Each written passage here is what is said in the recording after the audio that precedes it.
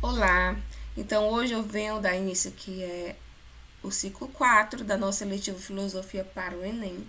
E eu venho com um tema, questão sempre frequente nas questões de vestibulares, nas questões de Enem também, que é um tema que está dentro do período moderno, ou seja, a filosofia moderna. Então, a filosofia moderna ela é uma corrente filosófica que tem início no século XV e vai até o século XVIII. E tem o fim marcado pelo início da Idade Contemporânea, né, que é o período em que estamos vivendo agora. E dentro do contexto da filosofia moderna, eu vou tratar aqui de um assunto muito importante que foi bastante discutido nesse período, né? Eu vou falar aqui para vocês sobre o racionalismo e o empirismo. Eu creio que seja um conteúdo que vocês já tenham visto, né, estudado. Então a gente vai refrescar aqui a memória de vocês, relembrar, tá certo? Então, pessoal, vamos começar aqui pelo racionalismo, né? O que o racionalismo nos diz? Então, o racionalismo, ela foi uma corrente filosófica muito importante na modernidade. O racionalismo tem como principal objetivo teorizar o modo de conhecer dos seres humanos, não aceitando qualquer elemento empírico como fonte do conhecimento verdadeiro. Então, racionalismo, conhecimento, como o nome já está dizendo, né, parte da razão. O racionalismo ele está bem ligado ao dogmatismo, né? Nós sabemos que o dogmatismo ele aceita, assim também como o racionalismo, né? Ele aceita as informações sem questionar, sem pedir algo que comprove, né? Por exemplo, no dogmatismo, né, nas religiões, nós sabemos, né, o que aconteceu, que está escrito na Bíblia e nós acreditamos sem questionar. Pronto, foi assim, então vamos aceitar e pronto, certo? Então, o racionalismo da mesma forma, né? Aceita ali o conhecimento, ou seja, o conhecimento ele parte da razão sem precisar de algo que comprove, né? Sem estar questionando, tá ok? Então, agora o empirismo. O empirismo ele defende que toda a nossa estrutura cognitiva é formada com base na experiência prática, de modo que quanto mais vastas, intensas e ricas as nossas experiências, mais amplos e profundo torna-se o nosso conhecimento. Então, ao contrário do racionalismo que não questiona, né, o que as informações que são repassadas, o conhecimento que são adquiridos, já o empirismo, totalmente ao contrário, só acredita naquilo que vê, naquilo que pode comprovar, ou seja, o conhecimento para o empirismo parte da experiência, né? Tanto sensoriais, também como experimento. Então, beleza, até aí, relembrando, racionalismo, o conhecimento ele parte da razão, né? E adquire vários conhecimentos sem questionar, sem pedir comprovações. E empirismo, conhecimento, ele parte da experiência, né? Acredita naquilo que pode comprovar, naquilo que pode ver, naquilo que pode pegar. Então, pessoal, falando de racionalismo e empirismo, eu trago aqui para vocês os três principais filósofos do racionalismo, né? René Descartes, Baruch de Spinoza e o filósofo Leibniz. Então, primeiramente, vamos iniciar aqui com René Descartes, que ele diz o seguinte, que todo conhecimento ele tem que partir de uma dúvida, né? Também, filósofo racionalista, ele sintetiza com o pensamento dele dizendo o seguinte, que você deve acreditar duvidando, né? Então vamos ver aqui, Descartes e a dúvida metódica, como ficou conhecido a teoria dele. Então, a dúvida metódica. A dúvida metódica ela tem como principal objetivo duvidar de tudo que consideramos verdade, como os nossos sentidos, além de todos nossos ensinamentos de vida. Também é conhecida como dúvida hiperbólica, pois duvida-se de tudo, até mesmo do que vemos. ela ocorre de forma gradual até alcançarmos a dúvida da própria existência. Ou seja, René Descartes, ele diz que para você adquirir um conhecimento seguro, verdadeiro, você tem que duvidar. Mesmo você vendo, mesmo você pegando, mesmo tendo alguma coisa que faça você que faça comprovações para você acreditar, você tem que duvidar daquilo, certo? Ou seja, você tem que acreditar duvidando para você adquirir um conhecimento certo e verdadeiro. Então, aquela famosa frasezinha dele, né? Penso, logo existo. Então, Descartes só interrompe a cadeia de dúvidas diante do seu próprio ser, que duvida. Então, chega à sua primeira certeza universal e indubitável. Se duvido, penso. Se penso, é porque existe. Então, eis o fundamento para a construção de toda a sua filosofia, né? Então, essa frasezinha, creio que também você já conhecia ela, né? Que penso, logo existo. Para René Descartes, significa que você deve pensar primeiro, né? Duvidar, para depois aquela certeza existir. Então, a substância pensante e a substância extensa, de acordo com a teoria de René Descartes. Então, eles nos dizem o seguinte: a substância pensante, que é a coisa que pensa, ou seja, o pensamento, né? Esse é a substância pensante. E temos a substância extensa, que é o corpo, a natureza material, ou seja, aquela coisa que você está pensando.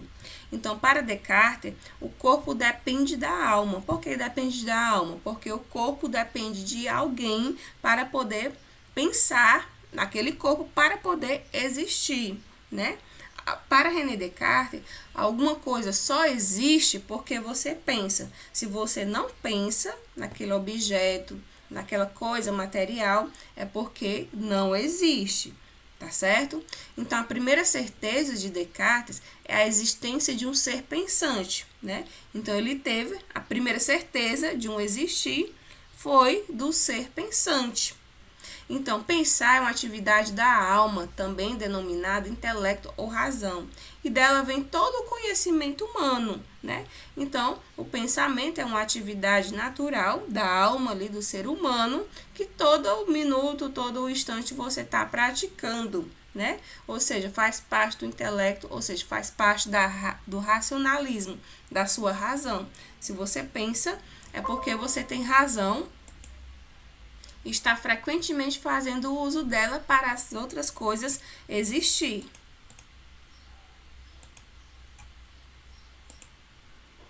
Então, ainda falando de Descartes, temos aqui a substância infinita e o inatismo, né?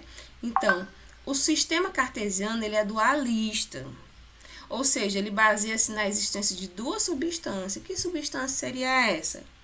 Então, as duas substâncias seriam do ser pensante e do ser pensado, certo? Então, mas isso se refere às coisas criadas que podem ser pensantes ou externas. Então, para Descartes, no entanto, uma substância não criada, que a todos os seres e é responsável pela existência de todos eles, Deus, né? Então, ele diz que há uma substância que não foi criada, mas essa mesma substância, ela é responsável por todas as outras, né? Ou seja, René Descartes, ele diz que nós nascemos com ideias inatas, né? O que são essas ideias inatas? São aquelas ideias que todo ser humano já nasce com ela. E uma delas, né, a principal delas, é a existência de Deus. Nós nunca vimos Deus na nossa frente, mas nós pensamos em Deus, então ele passa a existir, né? Lembra, penso, logo existo, né? Se eu penso, se eu imagino, é porque existe.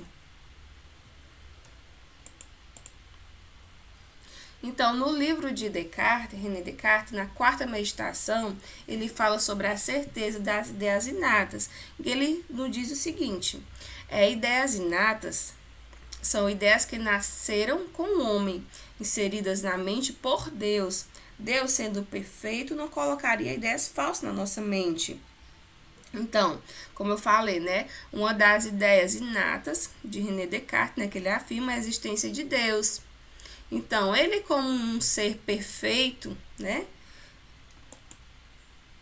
ele jamais ia inserir em nossas mentes ideias falsas. Então, as ideias adventícias são aquelas oriundas da imaginação, da observação, não são confiáveis, tá ok? Então, espero que tenham entendido. Agora vamos para o próximo filósofo racionalista, né? Não podemos aqui falar de todos, mas eu separei aqui para a gente estudar os principais. Agora vamos para o próximo, que é Baruch de Spinoza, né? Ele sintetiza o pensamento dele falando de Deus, natureza e eternidade. Então vamos ver o que ele nos diz.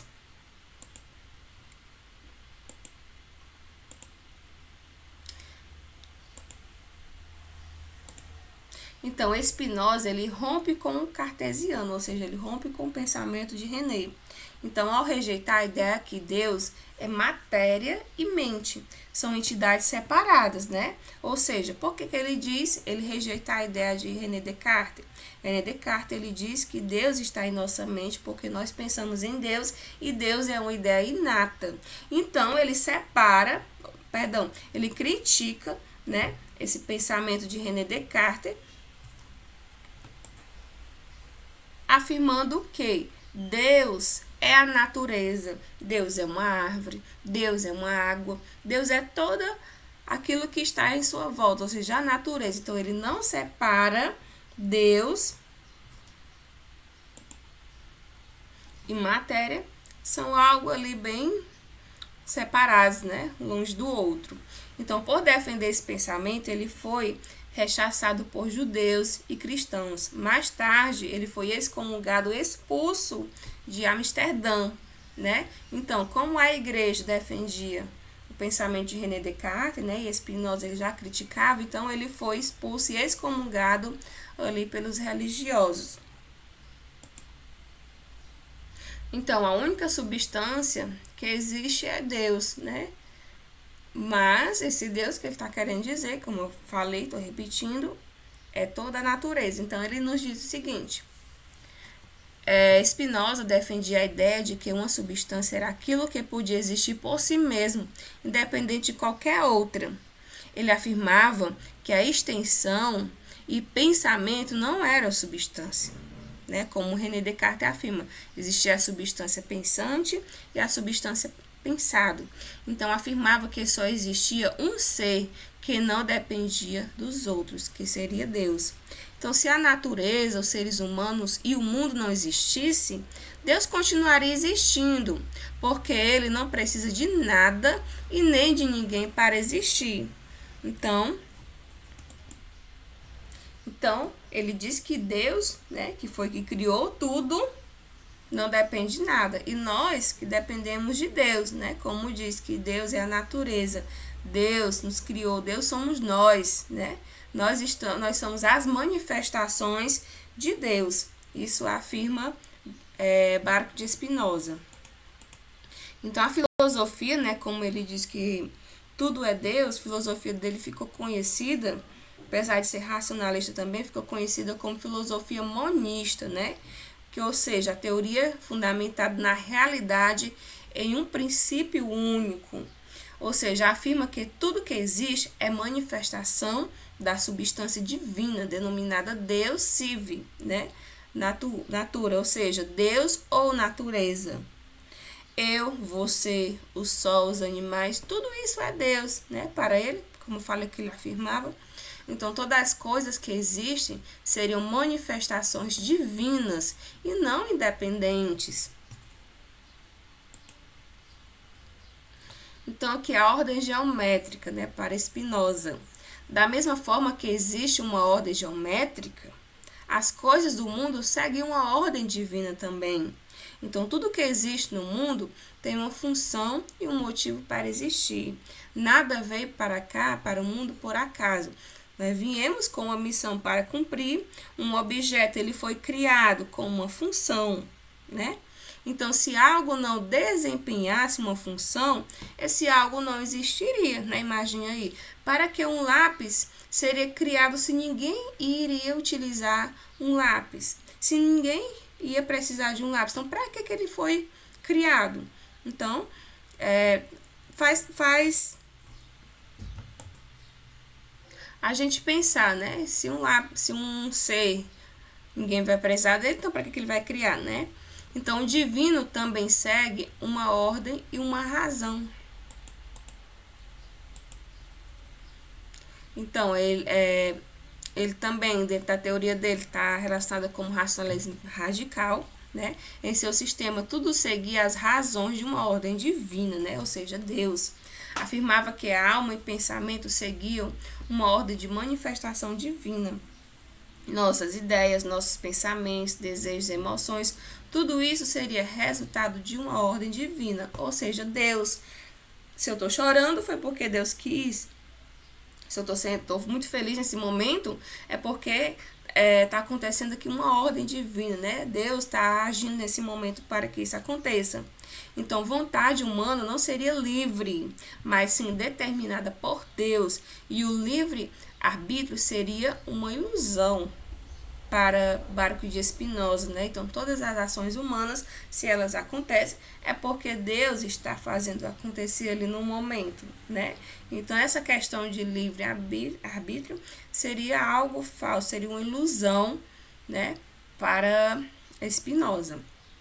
Então, vamos agora partir para o próximo e terceiro filósofo racionalista, né? Que é o filósofo alemão Leibniz. Então, o que é que ele nos diz, né? O que é que ele afirma sobre o conhecimento racional? Então, ele trata do conhecimento racional como verdades de razão e verdades de fatos, né? Então, vamos ver primeiro aqui o que é essa verdade e razão, de acordo com Leibniz. Então, classificadas como tudo aquilo que há de inato na alma. Isso são as verdades e razão, né? Então, considerada como absoluta, pois está no intelecto de Deus. O oposto dessas verdades é impossível, né? Não tem como ser verdade. Somente as verdades de razão, ou seja, as verdades inatas. Então, embora interiores ao próprio homem, eles nunca poderiam ser consideradas se não houvesse os sentidos, né? Ou seja, interior ao homem, porque está na nossa razão, está na nossa mente, essas ideias inatas. Então, tem um exemplo aqui. As leis da matemática e as regras de justiça, de bondade, são exemplos aqui da verdade e razão. Ou seja, tanto as leis da matemática, as regras de justiça e a questão aí de bondade, tudo são ideias, né, que estão em nossos sentidos, partiu da nossa razão. Ou seja, elas são conhecimentos, para ele aqui, né, conhecimentos inatos. Então, a verdade de fato, o que é que diz? Então, a verdade de fato, ela provém da experiência, pois enuncia ideias que são obtidas através da sensação, da percepção e da memória. Então, desse modo, a experiência é, para a razão, uma confirmação daquilo que já está presente na alma virtualmente. Ou seja, as ideias da razão, elas são aquelas ideias inatas. E aí depois vai vir aquela verdade de fato, ou seja, aquele conhecimento, podemos dizer o conhecimento adquirido da experiência, que esse conhecimento ele apenas vai confirmar o conhecimento racional. Então, como ele diz, né, a experiência para a razão, ela é apenas uma confirmação daquilo em que a alma, né, daquilo que o conhecimento racional já sabia, né? Então, se ela foi buscar outro conhecimento através da experiência, foi porque quis, mas o conhecimento racional já tinha a certeza sobre aquilo, tá ok? Dentro do pensamento dele, ele utiliza um conceito também chamado de monadas, né? Então, as monadas, elas são substâncias simples, indivisíveis, imateriais e diferentes entre si. a monada é imaterial, né? Algo ali que está longe dos nossos olhos. Então, porém, é da relação entre elas que nasce o espaço e a matéria. Então, Deus, ele é considerado a monada das monadas, né? Deus ali foi o início de tudo, que da onde criou as diversas monadas, né? Então, diferencia-se uma das outras pelas qualidades que lhe foram atribuídas por Deus, no sentido de sua criação. Então, o que seria essa monadas, né? Seria toda a natureza existente no mundo, inclusive nós. Seria essas monadas criadas por Deus. E Deus também ele foi considerado para Leibniz uma monada. Então, essas mônadas, elas são corpos, né? Uma reunião de mônadas que somente se mantêm agregadas por causa de nossa alma, que é a mônada dominante. Então, mônadas com memórias são a alma dos animais, né? Ou seja, são a alma irracional. Nós sabemos que o único ser vivo que possui a racionalidade, né, que tem atividade racional, somos nós, seres humanos. Os outros seres vivos, como animais, as plantas, elas não têm ali uma alma racional. Então, somente as monadas com memórias, né, são os animais. Eles têm a memória, mas ele não tem o uso da racionalidade. Então, as monadas que têm razão são o espírito humano, a alma racional, que somos nós, seres humanos. Tá ok? Os animais, ele apenas tem memória. E nós, seres humanos, nós temos a razão. Fazemos o uso da razão. Tá ok? Então, falei aqui dos 3 principais filósofos racionalistas da filosofia moderna. Agora, irei falar, separei aqui 3 filósofos empiristas, né, para a gente compreender melhor a contradição deles. Então, os 3 que eu separei foi John Locke, George Berkeley e David Hume. Então, vamos começar aqui falando sobre John Locke, né? Vocês também já viram, né, um pouco sobre ele. Agora, vamos entender mais o conceito dele dentro da filosofia empirista, né? Então, ele sendo empirista, ele foi opositor, né, do inatismo, do racionalismo. Então, para os empiristas, todo conhecimento vem da experiência, portanto, dos sentidos. Então, Locke, ele busca compreender qual gênese, a função e os limites do entendimento humano. Ou seja, ele tenta compreender até onde vai ali o limite do conhecimento humano. Será que nós, professores, nós temos o limite certo para adquirir conhecimento? Não, né? Então, ele é algo ali que fez ele refletir, fez pensar. Até onde vai o ser humano? Até onde ele tenta compreender, conhecer, né? Então, ali faz toda a razão o pensamento dele, né? Apesar dele ser um filósofo empirista, eu digo que o pensamento dele nos traz razão nessa questão, né? Porque o ser humano... diante de tanto conhecimento que já foi adquirido, sempre vem mais necessidade para a gente conhecer, né? Novas tecnologias aí que está sendo algo que não para de se desenvolver. Então, John Locke, ele diz que a nossa mente ela é uma tábula rasa, né? Já diria Aristóteles, que é retomado aqui para evidenciar que nada não existe na mente, que não estivesse antes nos sentimentos, né? Então, aqui foi citado Aristóteles, porque Aristóteles ele foi discípulo de Platão. Platão, ele tratava o pensamento dele trazendo a questão do mundo inteligível e do mundo legível, né? Ou seja, do mundo inteligível, aquele que estava em nossa mente, né? E do mundo visível, aquele que estava em nossa volta, que a gente poderia ver. E Aristóteles discordava com isso, né? Ele tratava a filosofia dele, o pensamento dele, mais para algo real, para algo concreto, né? Então, Aristóteles, naquele tempo, ele já trazia o seu pensamento relacionado a questão da experiência, né? Então, John Locke, ele diz que nossa mente, ela é como uma folha em branco, né? E a partir das nossas experiências, das nossas vivências, nós vamos adquirindo diversos conhecimentos. Então, de acordo com o Locke, a mente é como uma cera passiva, desprovida de conteúdos, em que aos dados da sensibilidade vão imprimindo ali as ideias que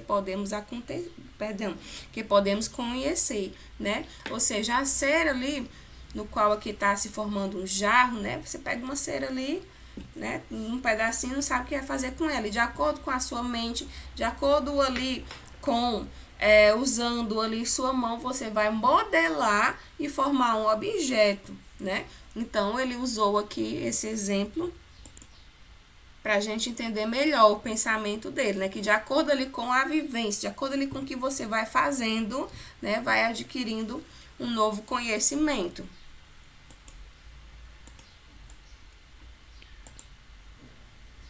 Então, Locke diz que a única coisa inata para ele é a capacidade de depreender, né, abstrair ideias de fato singular, como em Aristóteles, e não que as próprias ideias sejam inatas, né, como René Descartes diz. Então, o argumento de Locke ele é desenvolvido com base em dois princípios lógicos aceitos por muitos inatos, né?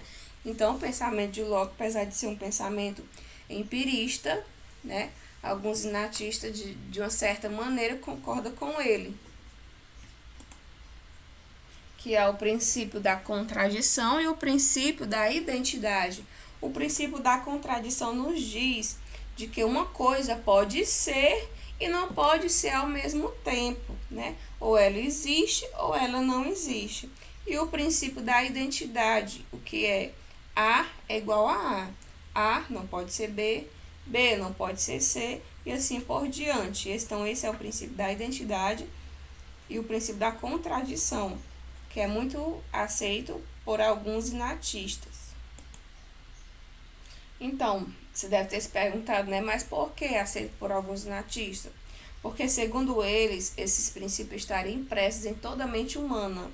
Desde o nascimento, seriam universais, pois todo ser nasceria com eles.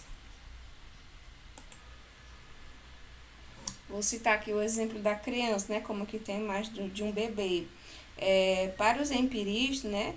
Eles perguntam, né? Como é que um ser já nasce com uma tal ideia, né? Se uma criança, ela só sabe chorar, só sabe sentir fome, como é que ela nasce com a ideia de Deus ou com outra ideia inata, né? Então, ou seja, essa ideia, essa criança vai adquirir de acordo com a vivência, de acordo com o tempo. Então, quando ela é bebezinha, só sabe sentir fome, chorar, sentir saudade da mãe dela, né? Querer o colo, tá ok? Então, o próximo filósofo empirista é o George Berkeley, que ele sintetiza o pensamento dele no ser é ser percebido.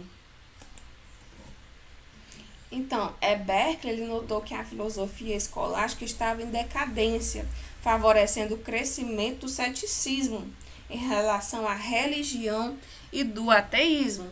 Então, ele percebeu também que a nova filosofia de base materialista tornava popular e também bem praticada das pessoas daquela época. Então, Deus, portanto, estava cada vez mais afastado das explicações da realidade, que era muito perigoso, né, para a religião e a moralidade daquela época.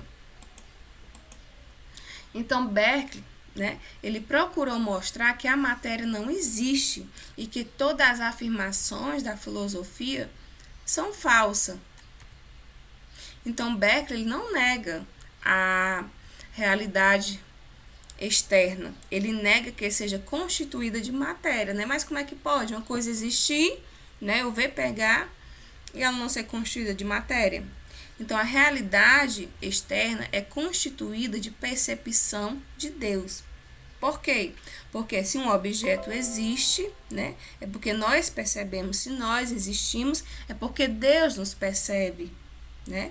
Então, as percepções de Deus tornam a realidade estável e faz ser percebida igual por todas as pessoas. Então, no pensamento de Berkeley, por sua vez, a existência de uma substância, matérias, foram da mente é apenas uma suposição, fora da mente, é apenas uma suposição, uma invenção, né? Uma mesa existe porque nós percebemos. Ah, professora, e quando eu paro de perceber aquela mesa, né? Foi até um assunto que eu já falei na aula de filosofia. Então, quando eu paro de perceber aquela mesa, ela vai deixar de existir? Não. Se eu não estou percebendo, alguém está percebendo ela e ela vai continuar, né, existindo. Então, Berkeley diz que a existência fora da mente é apenas uma suposição, invenção, aquilo que não está na nossa mente, né? Então, a frase que sintetiza o pensamento desse filósofo é: o ser é ser percebido, né? Então, todo ser, ele foi criado devido ao pensamento, devido à percepção de Deus. Então, ele criou essa teoria, repetindo, né? Porque as pessoas estavam desacreditadas das religiões e ele, como um filósofo, né, empirista, ele sintetizou, ele criou essa teoria para fazer com que as pessoas, ao mesmo tempo, acreditassem nas coisas, né, através das sensações, né, da visão, da experiência, e também não deixasse Deus de lado, não desacreditasse das religiões de Deus. E o próximo filósofo, né, terceiro e próximo filósofo, é o David Hume, né, um historiador escocês, estudou na Universidade de Edimburgo. Então, ele nunca foi professor universitário, mas ele contribuiu muito com o pensamento dele, empirista. David Hume, ele considera que a criação é um mistério, um enigma. E quanto mais buscamos explicações, mais geramos dúvidas, né? Então, para ele, a religião era tanto irracional também como impraticável, né? A questão do temor a Deus e ao inferno. As pessoas só temem a Deus, né? Para ele, né? Rezam, oram, com medo de quando morrer ir para o inferno, né? Questão dos pecados mortais, né? Nós acreditamos muito. Então, no caso, ele critica evitar certos alimentos, né? Então, todas essas crenças para ele são inválidas e frequentar rituais. Então, ele diz que as religiões geram perseguições cruéis, ou seja, fanatismo, né? Brigas internas também acontecem devido a essas crenças, né? E também brigas entre os próprios grupos religiosos.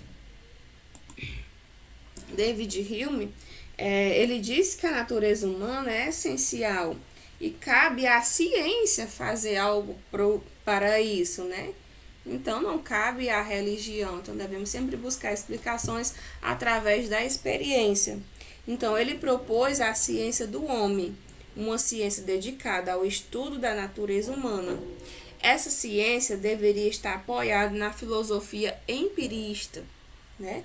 Então, que defende que as únicas fontes confiáveis, a única certeza que devemos ter, ela tem que partir, né, da experiência, ou seja, da filosofia empirista. E ele usa referência à ciência newtoniana, né, de Isaac Newton. Ele diz que toda a filosofia empirista ela tem que estar baseada na ciência newtoniana. Hume, ele queria sempre espelhar, né, como eu falei, a filosofia do empirista newtoniana. Então, ele queria fazer pela filosofia o que Newton fez na filosofia natural. Então, a filosofia moral, que ele também utilizou esse termo moral, seria o que chamamos hoje de ciências sociais.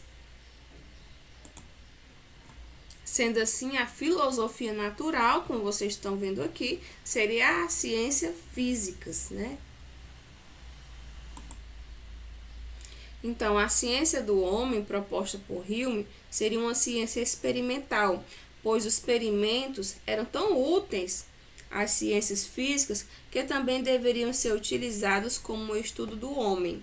Entretanto, também, pessoal, Hume ele não viu o experimento na ciência do homem da mesma forma que eram empregados na ciência física, tá ok? Então, espero que vocês tenham compreendido não, lembrado, né?